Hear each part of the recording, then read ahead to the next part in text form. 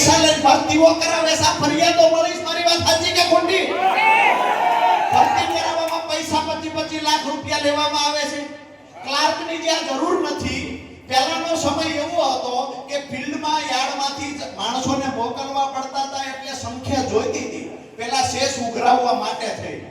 હવે શેષ ઉઘરાવવાની કે જરૂર નથી, ત્યાં માણસોને મોકલવામાં નથી આવતા.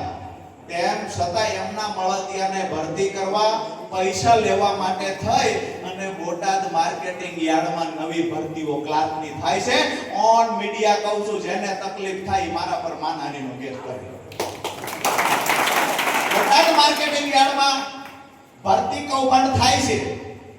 હમણાં સોલારનું કામ આવ્યું, એમાં અરજીઓ થઈ છે. સોલારમાં કૌભાંડ થયું.